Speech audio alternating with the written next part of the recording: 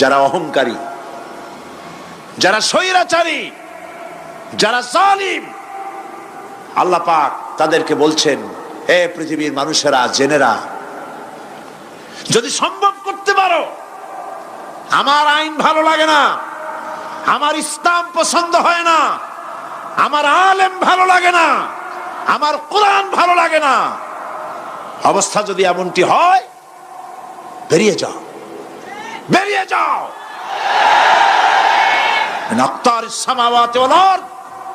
আমার সার্বভৌমত্বের ভেতর থেকে, আকাশের নিচের থেকে, জমিনের উপর থেকে বেরিয়ে যা। ফানফুজু লা তানফুজু ইল্লা বিসুলতান। কোথায় যাবে? পালাবার জায়গা নাই, বেরোতে পারবে না। আকাশ আর জমিন দিয়ে প্যাকেট করে রেখেছি, পালাবার জায়গা নাই। কোথায় যাইবা? জুলুমের হাত যত আছে করতে থাকো, আর আল্লাহ রাব্বুল আলামিন দেখতেছেন। সুতরাং ইমানদার ব্যক্তি, তার মধ্যে বিনয় আসে, বিনম্র হয়। সে পয়সা করে আসে বলে অহংকার করে না, কারণ আল্লাহ বলেছেন, ওয়াল্লাহুল গানিয়্যু ওয়া আনতুমুল ফুকারা। আল্লাহ সাফ বলে দিয়েছেন, আল্লাহই হচ্ছেন কারো মুখাপেক্ষী নন, সম্পদশালী। আল্লাহর কোন সম্পদের অভাব নাই। ওয়া আনতুমুল ফুকারা, দুনিয়ায় তোমরা যা বাস করো সব ফকিরের গোষ্ঠী, কিচ্ছু নাই তোমাদের। তোমাদের জাতি খাইয়া শেষ করে ভালো, আর আমার কাছে যা আছে আমি শুধু দিতে থাকি, আর ভাণ্ড শুধু ভরাই থাকে, মোটেও খালি হয় না। সুবহানাল্লাহ। কাজী মোমেন বান্দা সে অর্থ এবং বিত্তের অহংকার করে না, বিদ্যার অহংকার করে না। অর্থ বিত্ত কত আছে তোমার, কয় টাকার মালিক? আল্লাহ যদি ইচ্ছে করেন, ব্রেনের ভিতরে যদি টিউমার ঢুকায় দেন, ব্রেনের একটা নার্ভ আর একটা নার্ভের সাথে জড়ায় দেবেন, জায়গা হবে কোথায়? হেমায়তপুর। হেমায়তপুর কোথায়? কাছেই, পাবনা। সুতরাং আল্লাহ পাক ইচ্ছে করলে এটা করে দিতে পারেন, পারেন না? খুব করতে পারেন। হার্টের ভেতরে ক্যান্সার দিয়ে দিতে পারেন, 14 গোষ্ঠী বিক্রি করলো, ডাক্তারের পয়সা হবে না, পারেন না আল্লাহ পাক? পারেন কি না? পারেন। সেই জন্য যত বড় ধনী হোক, পয়সার মালিক হোক, আল্লাহর উপর ঈমান আনলে পরে যে গুণটা হয়, সে অহংকারী হয় না, বিনয়ী হয়। আল্লাহ রাব্বুল আলামিন কোরআনে কারীমের ভিতরে বলে দিয়েছেন, লিল্লাহি মা ফিস সামাওয়াতি ওয়া মা ফিল আরদ। যারা সামান্য একটু রাজত্ব পাইয়া, ছোট্ট ছোট্ট একটা দেশের প্রেসিডেন্ট, প্রধানমন্ত্রী, কি হনুরে, এরকম একটা ভাব। আর্মি হাতে, বিডিআর হাতে, পুলিশ হাতে, যা খুশি তাই করি না। আল্লাহ পাক বলছেন, লিল্লাহি মা ফিস সামাওয়াতি ওয়া মা ফিল আরদ। আকাশ আর জমিনের একচ্ছত্র মালিকানা কার? চিল্লায় বলুন, আল্লাহ পাকের। সুতরাং তুমি মাতবাড়ি করিয়া কদ্দূর পারবা? বেশি দূর যেতে পারবে না। গ্রামে গোয়াল আছে, গরু রাখে যে জায়গায়, ওই জায়গাটার নাম কি? গোয়াল। গভীর রাত্রে গরুর মালিক শুনতে পাচ্ছে গোয়াল ঘরে খুব শব্দ হচ্ছে। রাখালকে ডেকে বলছে, দেখতো কি, কিসের শব্দ? কয় যে, দেখে এসে জবাব দিচ্ছে যে গোয়ালে যে 60টার শিং মোটা, তার গুতার চোটে ওই গোয়ালের মধ্যে যত গরু আছে কেউ টিকতে পারতেছে না, খালি গুতাইতেছে সমানে। মালিক কয় যে, দীর্ঘদিন থেকে দেখতেছি এটার গুতার চোটে সমস্ত গরুগুলি অস্থির হয়ে যাচ্ছে, যা একটা মোটা দড়ি দিয়া, খাট্ট একটা দড়ি দিয়া খুঁটির সাথে জড়াইয়ে বাঁধতে রাখ গলাটারে। মোটা একটা দড়ি দিয়া গলার সাথে, খুঁটির সাথে যদি বাঁধতে দেয়, এরপরে খালি ফোঁস করতে পারবে, গুতাইতে আর পারবে না। ঠিক অনুরূপ ভাবে কোন জনপদ থেকে, কোন দেশ থেকে যখন দেশের মানুষেরা, যখন দেশের নিরস্ত্র মানুষেরা, গরিব মানুষেরা যখন আল্লাহর দরবারে গভীর রাত্রে ফরিয়াদ তোলে, আল্লাহ, জুলুমে অত্যাচারে জর্জরিত হয়ে গেলাম, মার খেতে খেতে শেষ হয়ে গেলাম, অত্যাচারে অত্যাচারিত হচ্ছি, চিৎকার বাড়তে থাকে, আল্লাহ পাক তখন তার নজর দিয়ে দেখেন। আল্লাহ তো দেখতেই থাকেন সব সময়ের জন্য। আল্লাহ পাক কার কারণে এগুলি হচ্ছে আল্লাহ পাক টের পান।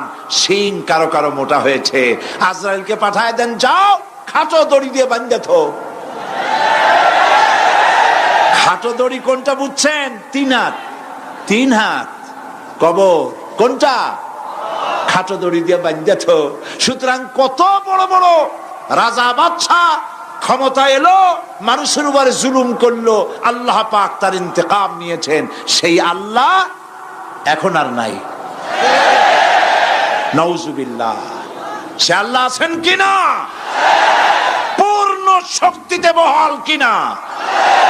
হুয়াল হাইয়ুল কাইয়্যুম। এমন অবস্থা নয় যে বাংলাদেশে কি হচ্ছে আর আল্লাহ টের পাচ্ছেন না। কি বলেন? আল্লাহ রাব্বুল আলামিন বলেন, লা তাখুযুহু সিনাতুন ওয়ালা নাওম। ঘুম নাই, তন্দ্রা নাই। কার?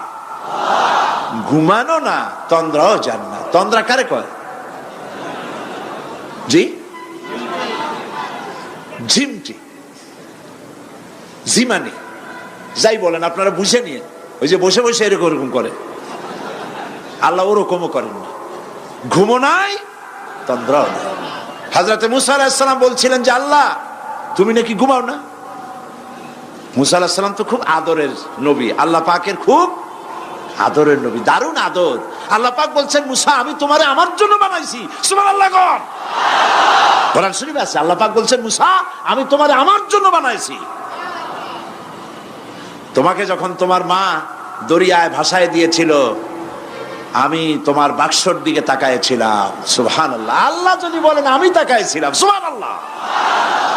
তোমারে আমার জন্য বানাইছি।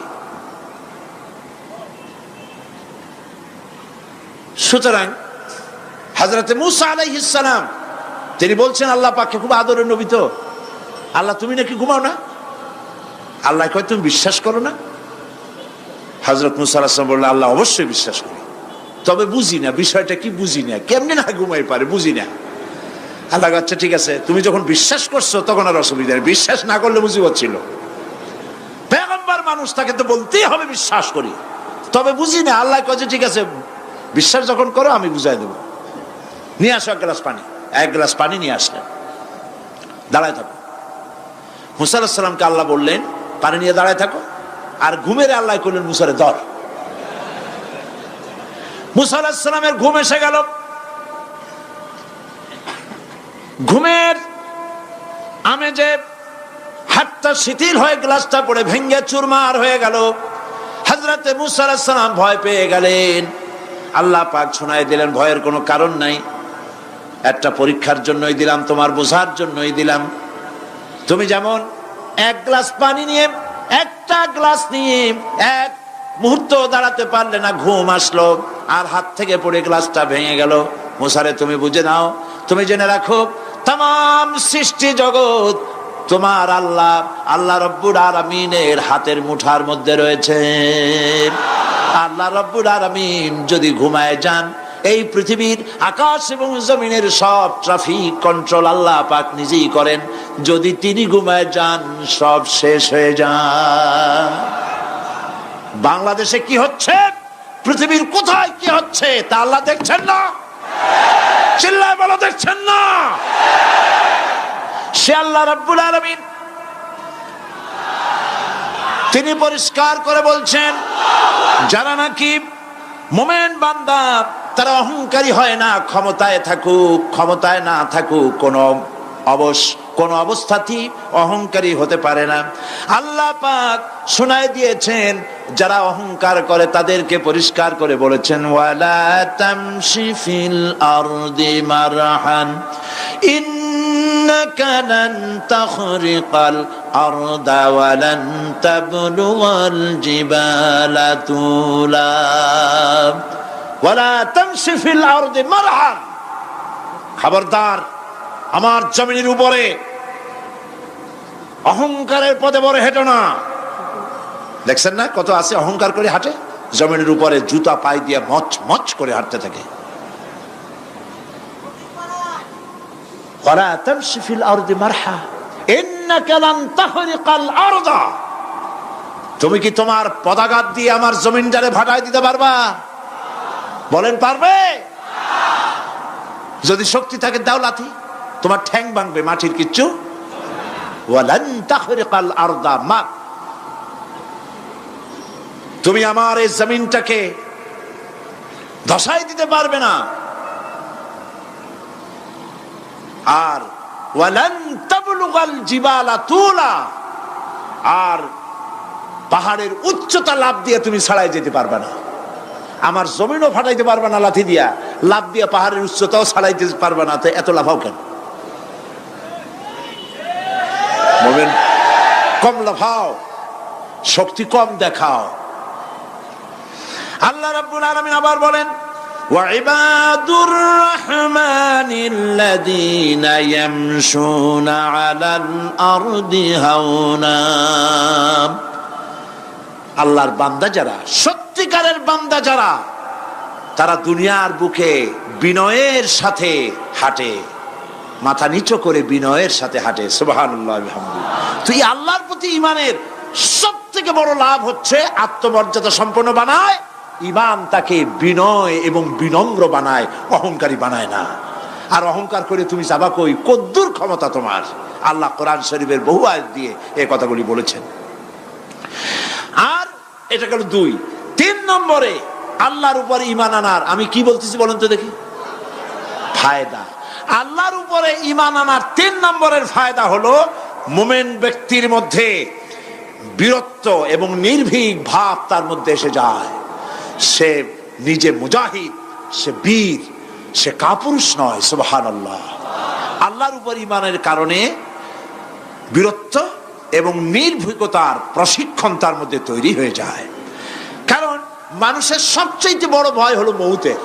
বলেন তো দেখি বড় ভয় কিসের? বলেন সবাই। আর যারা বললেন না তারা, তাদের মৌতের কোনো ভয় নেই। মৌতের ভয় আছে কিনা? আছে। কিন্তু ভয় করে যাবেন কই? ভয় তো সেইটারে করা যায় যেটাকে ভয় করে এড়ানো যায়। এখন মৃত্যুকে ভয় করে আপনি কি এড়াইতে পারবেন? পারবেন? আল্লাহ পাক বলছেন মুমিন নির্ভীক হবে, বীরত্বে পরিপূর্ণ হবে, কাপুরুষ হবে না, মৌতের ভয়তে পালায়ে বেড়াবে না। আল্লাহ পাক বলছেন কুল ইন্নাল মাউতাল্লাযীনা তাফিরুনা মিনহু ফাইন্নাহু মুলাকীকুম। মরণ থেকে পালাও তুমি, মরণ তোমায় লইবে ঘিরি, যদিও সুদূর আকাশ পানে, লুকাও সেথায় লাগিয়ে সিঁড়ি। এ মহারোগের চিকিৎসক নাই, নাই সে ঔষধ জগতে, খুঁজিয়া কাতর হইলে কি হবে, পারিবে না তারে ফিরাতে। মৃত্যু যখন তোমার এসে যাবে, তোমাকে মৌতের হাত থেকে কেউ রেহাই দিতে পারবে না। মৃত্যু তোমার হবেই। সুতরাং মৌত যখন হবে তখন তাকে ভয় করে তো কোনো লাভ নাই। আর মৃত্যু কোথায় হবে, কখন হবে, আমরা কেউ জানি না। জানেন? ওমা তাদরি নাফসুম বিআইয়ি আরদিন তামুত। কোন মাঠে, কোন ময়দানে কখন মৌত হবে কারো জানা নাই। এই গত নভেম্বর মাসের শেষ দিকে আমি লন্ডন সফর করেছিলাম। এক ভাইয়ের কাছে শুনলাম, আমি অবাক হয়ে গেলাম। তিনি পত্রিকায় দেখে আমাকে বলেছেন এক লোক 8 তলা থেকে 8 তলা বিল্ডিং এর ছাদের উপর পড়ে গেছে। 8 তলা বিল্ডিং এর ছাদের উপর থেকে পড়িয়া তার কিচ্ছু হয় না, হাত পাও ভাঙে নাই, মরেও নাই, খালি কিছু চামড়া টামড়া ছিঁড়ে গেছে। তাড়াতাড়ি অ্যাম্বুলেন্স আসছে, অ্যাম্বুলেন্সে তাকে নিয়ে গেছে, হসপিটালে নিয়ে যাবে চামড়াগুলো সেলাই করে দেওয়ার জন্য। অ্যাম্বুলেন্সে উঠাইয়া তাড়াতাড়ি অ্যাম্বুলেন্স আসছে। দরজা যেভাবে লাগাইছে দরজাটা ভালোভাবে লাগে নাই। দেখেন নাই মাইক্রোবাসে বা অ্যাম্বুলেন্সে অনেক সময় দরজা এরকম মারে, মারার পরে অনেক সময় লাগে না, যার জন্য ড্রাইভার বলে যে দরজাটা ভালো করে লাগায় নেন, ঠিক না? দরজাটা ভালো করে লাগে নাই। সামনে চলতে গিয়ে এই গাড়িটার ব্রেক কষতে হয়েছে ড্রাইভারের কোনো কারণে। যেই না ব্রেক কষেছে আর অমনি দরজা যেটা লাগছিল না ভালো করে, দরজাটা খুলে গেল। আর রুগীটা 8 তলা কাছে পড়ছিল, ওইটা ছিল পাশে, সে ছিটকে গিয়ে রাস্তায় পড়লো। আর একটা বাস সামনের থেকে এসে মাটিতে তাকে চ্যাপটা করে দিয়ে চলে গেল। শুনিয়া আমার মুখ থেকে বেরিয়ে গেল আল্লাহু আকবার। বলেন আল্লাহু আকবার। কি আল্লাহ পাকের কি প্রচন্ড ক্ষমতা, কি ইচ্ছা তার। মৃত্যুর জন্য সময়ও লাগবে, জায়গাও লাগবে, দুটো জিনিস এক হতে হবে। আল্লাহর যাকে যে মৃত্যু দিবেন, মৃত্যুর জন্য সময় এবং জায়গা দুটোর কম্বিনেশন হতে হবে। 8 তলা থেকে পড়বে ঠিক, কিন্তু মরবে না। আজরাইল অপেক্ষা করতেছে রাস্তায়, বাস আসবে যখন। 8 তলা থেকে পড়লো, অবিশ্বাস্য ভাবে লোকটা বেঁচে গেল। আর হসপিটালে তার যাওয়া হলো না। গাড়ির দরজা খুললো, রাস্তা দিয়ে পড়লো, আজরাইল দ্রুত তার কাম সেরে চলে গেল। সুতরাং মুমিন ব্যক্তি আল্লাহর উপর ঈমান আনার কারণে দুর্জয় মনোবল সৃষ্টি হয়। কাপুরুষ জীবনে কয়েকবার মরে। সাইকেলের টায়ার বাস্ট হয়েছে শুনে বেহুশ হয়। তারপরে ট্রাকের টায়ার বাস্ট হয়েছে শুনলে কানের তলা ফেটে যায়।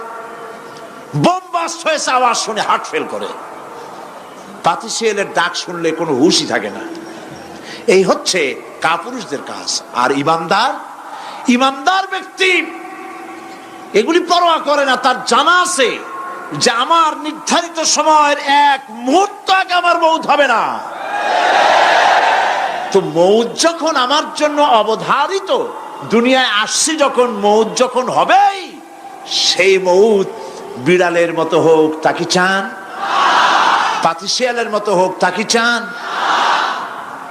আমি তো বলি যে বিড়ালের মতো 500 বছর বেঁচে থাকার কোনো লাভ নাই। সিংহের মতো 5 মিনিট বাঁচুন। মির্জাফরের মতো 50 বছর বেঁচে থাকায় লাভ নাই। খালিদ বিন ওলীদের মতো, সিরাজউদ্দৌলার মতো বেঁচে থাকুন।